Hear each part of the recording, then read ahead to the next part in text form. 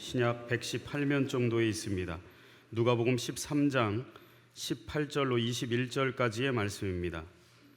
신약 성경 누가복음 13장 18절로 21절까지의 말씀을 제가 봉독해 올려드리겠습니다. 그러므로 예수께서 이르시되 하나님의 나라가 무엇과 같을까? 내가 무엇으로 비교할까? 마치 사람이 자기 채소밭에 갖다 심은 겨자씨 한 알 같으니 자라 나무가 되어 공중의 새들이 그 가지에 깃들였느니라. 또 이르시되 내가 하나님의 나라를 무엇으로 비교할까? 마치 여자가 가루 서말 속에 갖다 넣어 전부 부풀게 한 누룩과 같으니라 하셨더라. 아멘. 이 시간 할렐루야 찬양대에 찬양이 있겠습니다.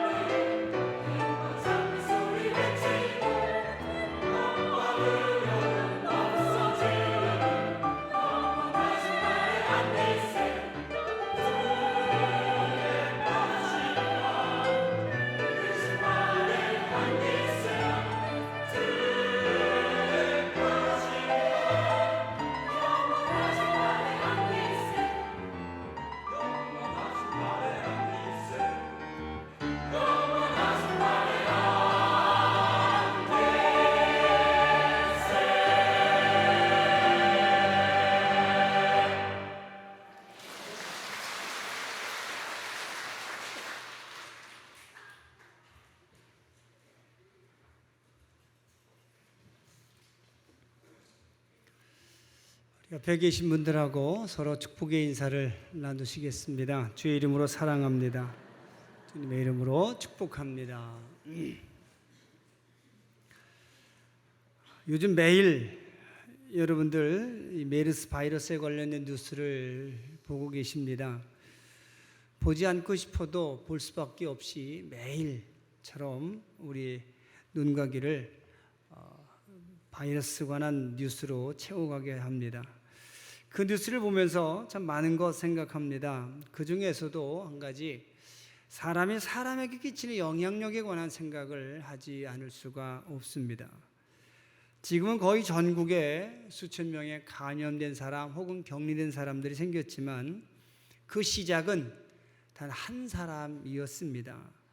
한 사람으로 시작된 병이 불과 한 달 사이에 그렇게 많은 사람들에게 퍼졌다는 것을 우리가 눈으로 보고 있습니다. 하나의 시작이 얼마나 큰 결과를 가져오는지를 우리가 깨닫게 됩니다. 여러분, 사람이 무심코 내뱉은 말이나 행동이 주변 사람들에게 얼마나 빠르게 퍼지며 또 얼마나 큰 영향을 주고 있는지를 우리는 생각해야 합니다. 그리고 서로 관계가 없는 사람들조차도 알게 모르게 서로에게 영향을 받고 있다는 것을 새삼 깨닫게 합니다. 최초의 감염자로부터 병을 옮겨받은 사람은 간호하던 아내였고 그 다음 감염자는 진료하던 의사였다는 것 여러분들이 뉴스를 통해 잘 알고 계십니다. 여기까지는 누구나 다 이해할 수 있습니다. 서로 관계 있는 사람끼리 곁에 있을 수밖에 없는 상황이었고 그래서 병을 옮겼구나, 우리가 충분히 이해가 됩니다. 그런데 지금은 전국에 수천 명의 사람들이 바이러스에 감염되거나 혹은 위험스러워서 격리되고 있는 실정입니다. 아마 이 사람들은 최초의 감염자와는 전혀 알지 못하는 사람들이 훨씬 더 많을 겁니다. 최초의 감염자를 만난 적도 없고 알던 사이도 아니었을 거란 뜻입니다. 그런데 병이 옮았습니다. 여러분, 이것이 무서운 일 아닙니까? 우린 이것을 아주 심각하게 생각해야 합니다. 내가 아는 사람만, 그리고 내가 자주 만나는 사람들에게만 내가 영향을 주고 있는 것이 아니라는 겁니다. 반대로 나도 내가 알고 있는 사람들에 의해서 영향을 받고 있는 것만이 아니라는 겁니다. 서로 아는 사람들끼리만 혹은 서로 관계가 있는 사람들만 서로 영향을 주고받는 것이 아닙니다.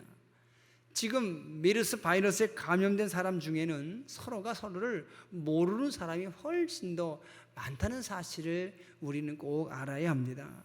서로 아무런 관계가 없었습니다. 그저 같은 병원 복도를 지나치거나 로비에서 그냥 지나쳤을 수도 있습니다. 얼굴도 모릅니다. 기억도 나질 않습니다.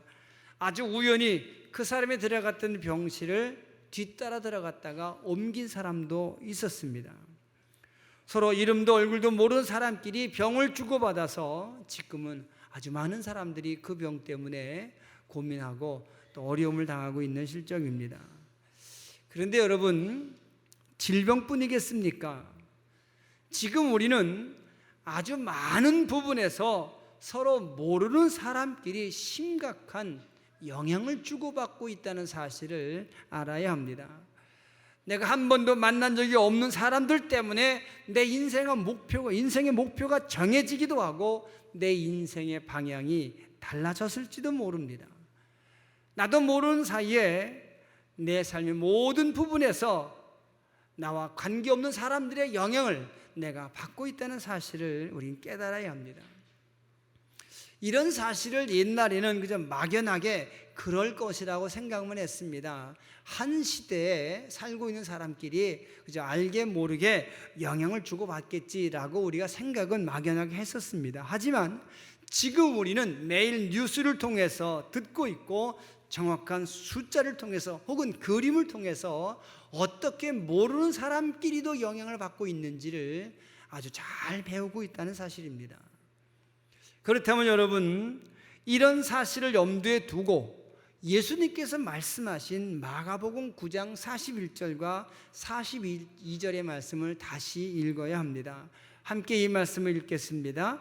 누구든지 너희가 그리스도에게 속한 자라 하여 물 한 그릇이라도 주면 내가 진실로 너희에게 이르노니 그가 결코 상을 잃지 않으리라. 또 누구든지 나를 믿는 이 작은 자 중 하나라도 실족하게 하면 차라리 연자 맷돌이 그 목에 매어 바다에 던져지는 것이 나으니라. 아멘.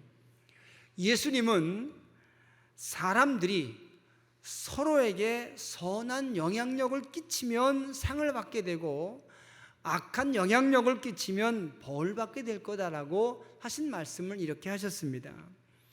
그리고 지금 우리들은 우리 자신도 모르는 채 내가 남에게 혹은 남이 나에게 선한 영향력을 끼치며 살 수도 있고 악한 영향력도 끼치며 살 수 있습니다. 그리고 그 영향력의 크기가 크든 작든 그 영향력의 내용이 선하든 악하든 우리는 우리가 상상하는 것보다 훨씬 더 크거나 많은 사람들에게 끼치고 있다는 사실을 분명히 알아야 합니다. 이것이 두려운 일입니다. 이것이 무서운 일이 아닐 수가 없습니다. 내가 전혀 알지 못하고 짐작도 못한 채 주변 사람들에게 내가 선한 영향력을 끼치면 다행이겠지만 악한 영향력도 끼칠 수 있다는 겁니다. 그리고 그때마다 하나님께서는 그것을 체크하고 계실지 모를 일입니다. 이 부분에 대해서는 마태복음 25장에 보면 좀 더 자세하고 구체적으로 비유로 말씀하고 계십니다. 마지막 날 심판대 앞에서 하나님께서 상 받을 사람과 벌 받을 사람을 갈라 놓으셨습니다. 그런데 중요한 것은 상 받게 될 사람도 자신이 왜 상 받게 됐는지를 그 이유를 알지 못하고, 벌 받게 될 사람도 왜 자신이 벌 받게 되는지 그 이유를 정확하게 모르고 있다는 사실입니다. 마태복음 25장 37절과 39절의 말씀을 함께 읽으시기 바랍니다. 이에 의인들이 대답하여 이르되 주여 우리가 어느 때 주께서 줄이신 것을 보고 음식을 대접하였으며 목마르신 것을 보고 마시게 하였나이까? 어느 때 나그네 되신 것을 보고 영접하였으며 헐벗으신 것을 보고 옷 입혔나이까? 어느 때 병드신 것이나 옥에 갇히신 것을 보고 가서 배웠나이까 하리니. 여러분 지금 눈으로 보시고 읽으신 것처럼 상 받게 될 의인들이 자기들이 왜 상 받게 되는지, 자기가 언제 임금을 대접하고 언제 주님을 영접했는지에 대해서 전혀 모르고 있다는 사실입니다. 악한 사람도 마찬가지였습니다. 그들도 자기들이 언제 악한 일을 했는지를 알지 못합니다. 44절의 말씀입니다. 함께 읽겠습니다.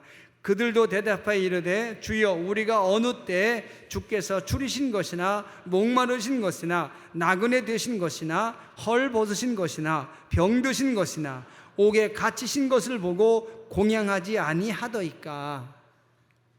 여러분, 악한 사람도 몰랐습니다. 사람은 서로 모르는 채 서로에게 엄청난 영향력을 끼치고 있고 하나님은 다 그것을 기억하고 계신다는 겁니다. 이것이 두려운 일이고 이것이 무서운 일이고, 그래서 우리는 늘 깨어서 조심하고 긴장하며 자신을 돌아보며 살아야 될 줄로 믿습니다. 그리고 이 메르스 바이러스가 또 한 가지 제게 큰 공부가 되는 것은, 악한 것은 선한 것보다 훨씬 더 그 영향력의 속도가 빠르고 크기가 크다는 사실입니다. 선한 영향력, 거룩한 영향력은 속도가 너무너무 느립니다. 예수님께서 십자가 위에서 고통을 당하시며 가르쳐 주신 사랑의 영향력, 복음의 영향력이 오늘 이 시간 여기까지 오기에는 무려 2000년이 넘게 걸렸습니다. 그런데 메르스 바이러스는 불과 한 달 사이에 우리나라 주요 도시에 거의 다 감염자가 있지 않습니까? 여러분, 질병이든 가치관이든 풍습이든 습관이든 말투든 악한 것이 선한 것보다 그 확산 속도가 훨씬 더 빠르다는 사실을 우리는 분명히 알아야 합니다. 때문에 사도 바울은 악한 것은 그 모양이라도 버리라고 말씀합니다. 여러분, 모양이라도 버리라는 말은 흉내도 내지 말고 근처도 가지 말고 바라보지도 말라는 그런 뜻 아니겠습니까? 한마디로 철저하게 예방하라는 뜻입니다. 지금 우리는 모든 사람들이 서로를 모르는 채 서로에게 악한 영향력이든 선한 영향력이든 주고받으며 살고 있습니다. 그런데 선한 영향력보다는 악한 영향력이 훨씬 더 빠르게, 더 크게 영향을 주고 있다는 사실을 분명히 깨닫고 조심하며 살아야 합니다. 때문에 우리는 사도 바울의 말씀처럼 늘 깨어서 기도하며 경계해야 될 줄로 믿습니다. 그런데 여러분, 여기서 중요한 것은 악한 것이 선한 것보다 확산 속도도 빠르지만 또 크지만 결국엔 악한 것은 소멸된다는 사실입니다. 이것이 진리입니다. 선한 것은 그 성장과 영향력의 속도가 작고 느리지만 소멸되지 아니하고 영원하다는 특징을 가지고 있습니다. 그 가장 좋은 예는 바로 복음입니다. 하나님의 나라가 가장 좋은 예가 됩니다. 예수님께서 주신 복음과 사랑의 영향력은 여전히 살아있고 여전히 사람들에게 영향력을 주고 있고 여전히 복음으로 사랑으로 변화된 사람들은 생겨나고 있습니다. 결코 소멸되지 않을 겁니다. 메르스 바이러스는 결국엔 소멸되겠지만, 악한 것은 빠르게 확산하지만 순식간에 퍼지는 것 같지만 결국엔 소멸합니다. 하지만 여러분, 선한 것의 영향력은, 거룩한 영향력은 수많은 사람들에게 천천히 살아서 영향을 끼치고 있다는 것을 우리는 알아야 합니다. 오늘 본문이 바로 이런 복음의 특징, 하나님 나라의 특징에 대해서 설명하고 있는 예수님의 비유입니다. 예수님은 하나님의 나라를 두 개의 작은 비유로 설명하십니다. 하나는 채소밭에 심은 겨자씨 한 알의 비유이고, 또 다른 하나는 가루 서말 속에 갖다 넣어서 전부 부풀게 한 누룩의 비유입니다. 이 비유를 직접 설명하기 전에 여러분들이 꼭 한 가지 아셔야 될 말씀이 있습니다. 신천지 이단을 비롯한 다른 이단들은 성경에 나오는 모든 씨는 다 하나님의 말씀을 의미한다라고 가르칩니다. 하지만 오늘 본문에 나오는 겨자씨는 하나님의 말씀을 의미하지 않습니다. 겨자씨는 말 그대로 겨자나무의 씨를 가르칠 뿐입니다. 예수님은 아주 작은 겨자씨가 자라서 큰 나무가 되는 그 성장의 과정을 통해서 하나님 나라를 설명하고 계시는 겁니다. 만약에 신천지나 다른 이단들처럼 이 비유에서도 씨가 하나님의 말씀을 의미한다면 이 비유는 올바른 해석이 될 수 없고 엉터리 내용이 되고 마는 겁니다. 예를 들어서 겨자씨를 하나님의 말씀처럼 생각한다면, 본문에 보면 겨자씨는 세상의 모든 씨보다 작다고 그랬는데 하나님의 말씀이 세상의 다른 것들보다 작다는 의미로 해석이 될 텐데, 그것처럼 엉터리 해석이 어디 있겠습니까? 하나님의 말씀은 이 세상 어떤 교훈이나 이론보다도 완벽하고 크고 위대합니다. 때문에 오늘 본문에 나오는 씨는 하나님의 말씀을 의미하는 것이 아니라 문자 그대로 식물의 씨를 의미할 뿐입니다. 그리고 겨자씨는 땅에 심겨져서 그 씨에서 뿌리가 생기고, 그리고 줄기가 나오고 큰 나무가 되어서 나중에는 나무가 되는 겁니다. 겨자씨는 형태도 없이 사라져버리고 그 씨에서 나온 싹과 줄기에 의해서 나무가 되는 겁니다. 만약에 겨자씨가 말씀이라면 말씀이 사라져버리고 마는 어처구니 없는 해석이 나올 수밖에 없습니다. 여러분, 하나님 말씀은 어떤 경우에도 사라지지 않습니다. 그 의미나 가치가 조금도 훼손되지 아니하고 영원히 보존되는 것이 하나님의 말씀임을 믿으시기 바랍니다. 이사야 40장 8절의 말씀을 함께 읽으시기 바랍니다. 풀은 마르고 꽃은 시드나 우리 하나님의 말씀은 영원히 서리라 하라. 아멘. 여러분, 이 말씀에서 분명히 선포되고 있는 것처럼 하나님 말씀은 영원합니다. 조금도 그 의미와 가치가 사라지거나 훼손되지 않습니다. 때문에 성경에 나오는 모든 씨는 다 하나님의 말씀을 의미한다고 해석하는 신천지와 이단들의 성경 해석은 분명히 잘못된 것임을 여러분 아시기 바랍니다. 그러면 예수님께서 왜 하나님의 나라를 겨자씨가 자라서 큰 나무가 되는 것에 비유했는지, 그 비유의 목적에 대해서 함께 생각해 보겠습니다. 첫째로, 하나님 나라의 시작은 아주 작지만 반드시 성장해서 크게 될 것을 말씀하신 겁니다. 여러분, 겨자씨는 아주 작습니다. 좁쌀 한 알보다도 더 작은 게 겨자씨입니다. 하지만 그 작은 씨가 땅에 심겨져서 뿌리를 내리고 싹을 내고 줄기가 굵어져서 나중에 큰 나무가 되는 것, 그것이 하나님의 나라라고 말씀합니다. 하나님의 나라는 살아서 성장하며 나중에는 크게 된다는 것, 크게 되는 것, 이게 하나님의 나라입니다.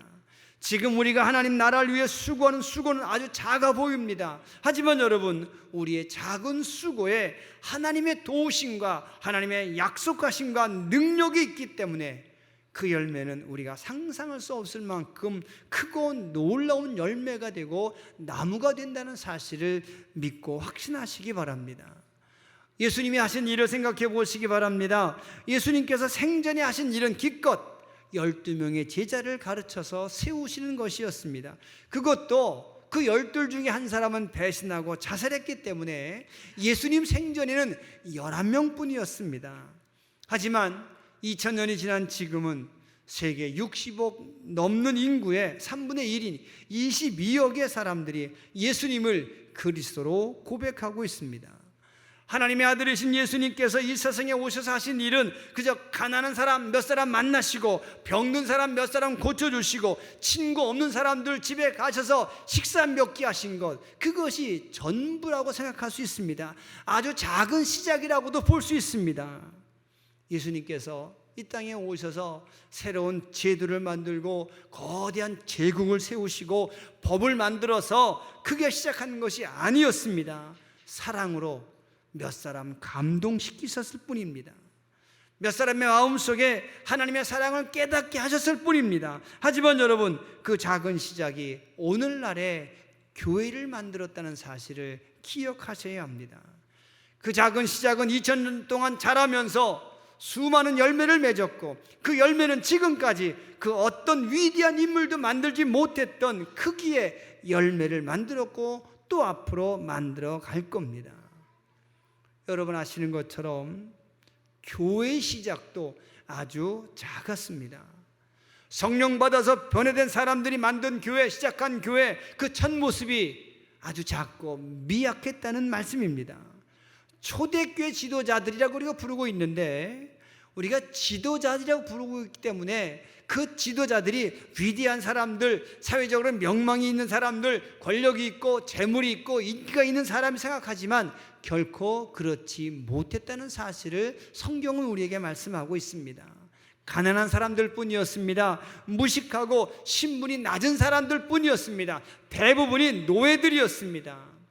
그래서 사도 바울은 고린도전서 1장 26절에서 이렇게 고백합니다. 형제들아, 너희를 부르심을 보라. 육체를 따라 지혜로운 자가 많지 아니하며 능한 자가 많지 아니하며 문벌 좋은 자가 많지 아니하도다. 여러분, 초대교회를 시작한 지도자들의 능력도 아주 작았습니다. 그들의 시작도 아주 미약했습니다. 하지만 2000년이 지난 지금 교회는 이만큼 성장했습니다.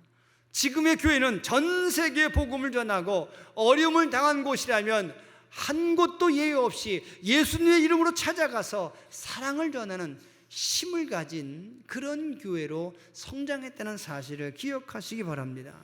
비록 천천히 성장하지만 결코 소멸되지 않고 결코 죽지 않고 성장해서 결국엔 그 어떤 것보다도 크게 되어지는 것, 이것이 복음이고 하나님의 나라임을 믿으시기 바랍니다.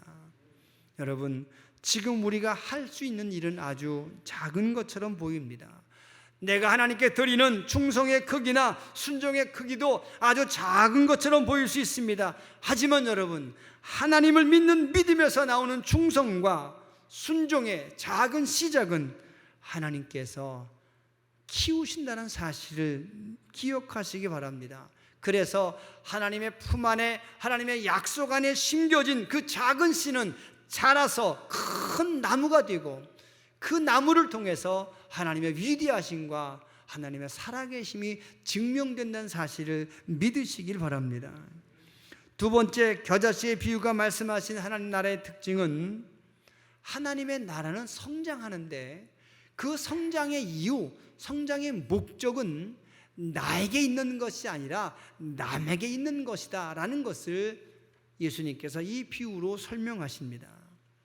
겨자씨가 자라서 큰 나무가 되었습니다. 그리고 큰 나무가 되었을 때 새들이 와서 집을 짓고 사는 거다라고 말씀하십니다. 겨자씨는 자기 자신만을 위해서 성장하지 않습니다. 겨자씨가 겨자나무가 되고 겨자나무는 자신이 필요로 하는 모든 것들에게 자신의 모든 것을 내어주며 살게 됩니다. 이것이 하나님 나라의 특징입니다. 여러분, 하나님 나라, 예수님의 사랑으로 만들어진 하나님의 나라 혹은 교회 공동체는 성도끼리만의 친목과 단결과 유익만을 위해서 모인 단체가 아님을 기억하시기 바랍니다.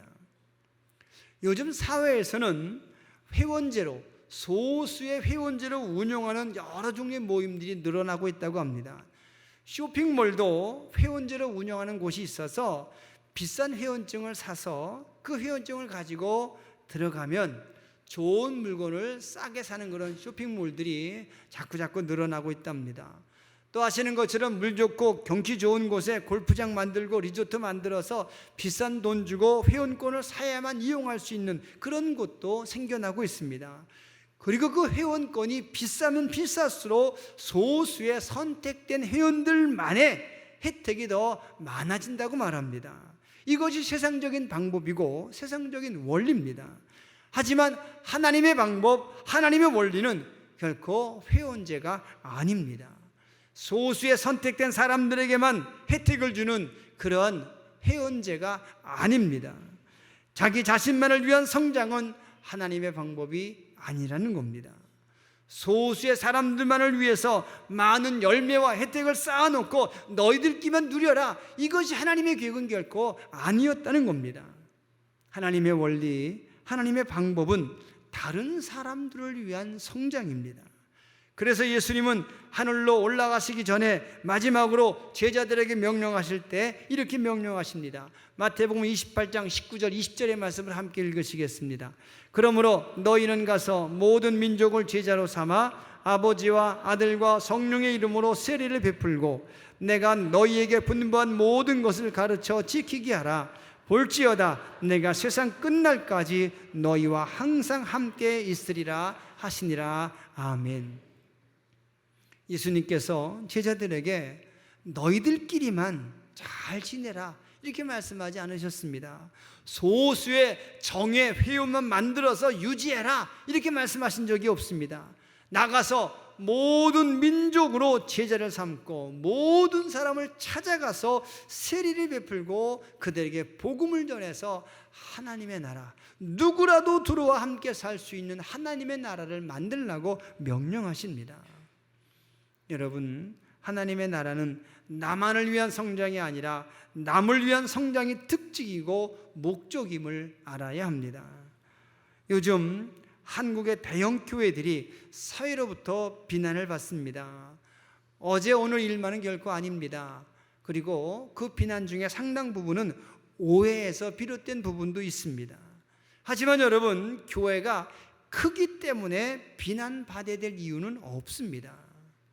성장이 외적인 성장이든 내적인 성장이든 성장했다고 하는 것은 살아있다는 것의 증거이고 하나님께서 복 주시고 하나님께서 역사하신다는 것의 증명이 되기 때문입니다. 하지만 교회를 성장케 하시는 하나님의 목적은 교회들이 알아야 합니다. 교회 성장의 목적은 교회 안에 있는 성도들에게 있다기보다는 교회 밖에 있는 사람들의 생명을 구원하기 위한 것, 이것이 하나님께서 교회를 성장시키신 목적임을 분명히 알아야 합니다.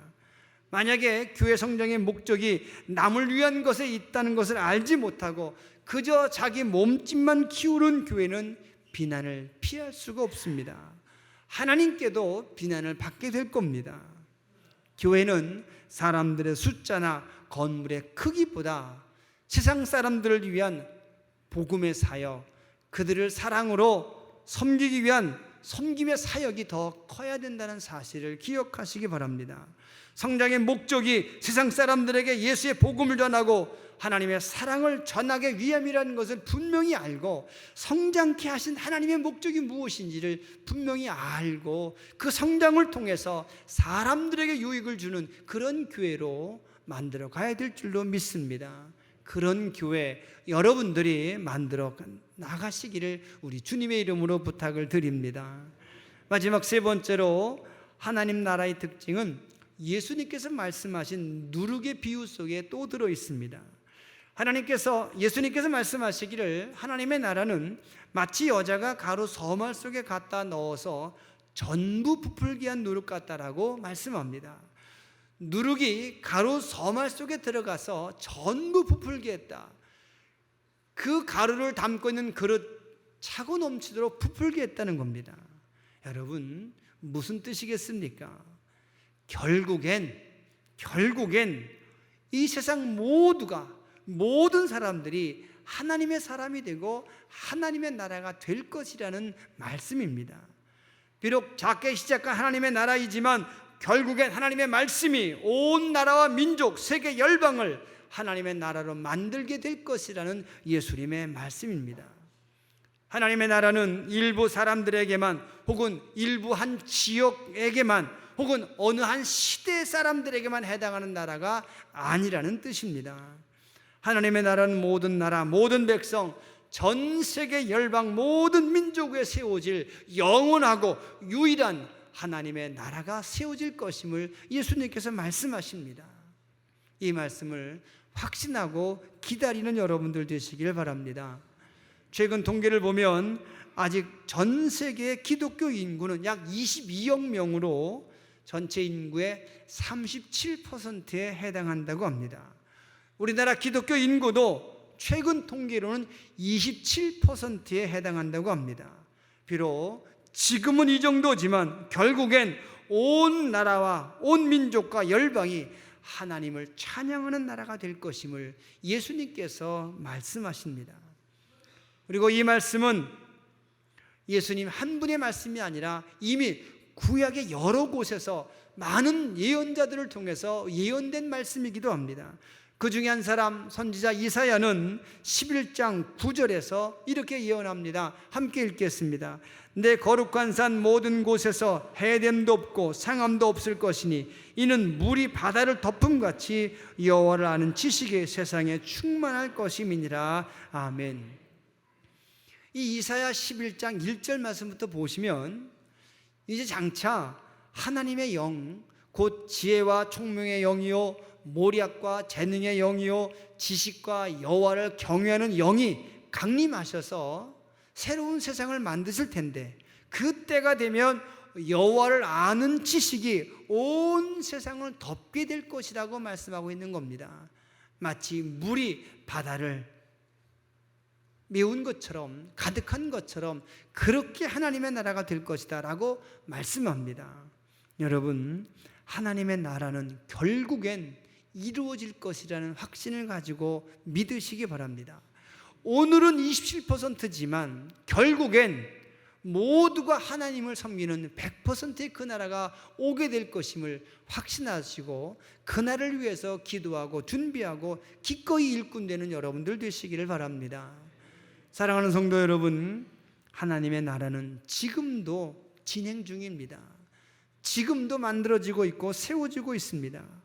비록 그 시작이 작았고 그 진행 속도가 너무너무 느리지만 한 번도 소멸된 적이 없고 생명을 잃어본 적이 없고 여전히 살아서 지금도 하나님의 나라는 만들어져 가고 있고 지금도 복음은 많은 사람들에게 그 영향력을 주고 있어서 사람을 살리고 있고 절망 중에 소망을 주고 있음을 믿으시기 바랍니다.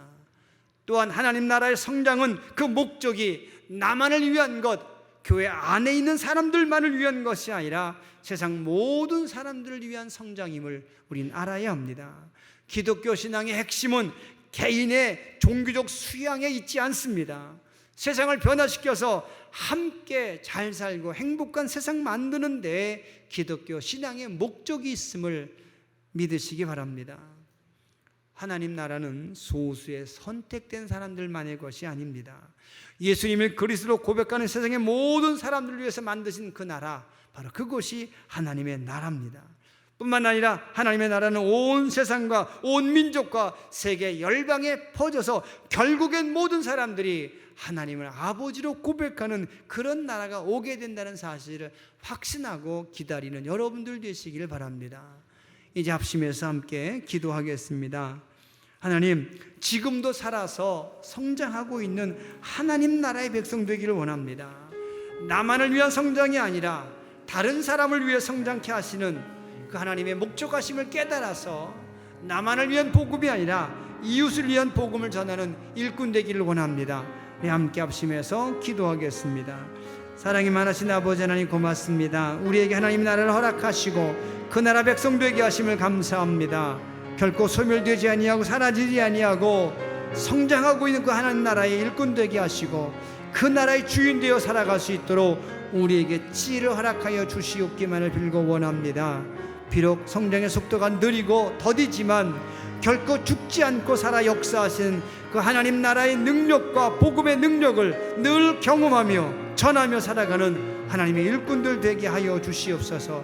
온 나라가 하나님의 나라가 될 줄로 믿습니다. 전 세계 모든 열방이 하나님을 아는 지식으로 덮이는 그런 나라가 오게 될 것을 확신하며 기다리는 믿음의 사람들 되게 하여 주시옵소서.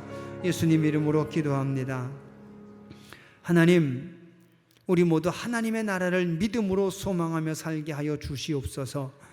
시작은 작지만 결코 소멸되지 않고 중단되지 않고 역사하여 하나님의 나라 만들어가는 그 위대한 하나님의 교회에게 우리 모두 일꾼으로, 제자로, 자녀로 참여하게 하여 주시옵소서. 예수님의 이름으로 감사하며 기도합니다. 아멘. 우리 모두 일어서셔서 봉헌 찬양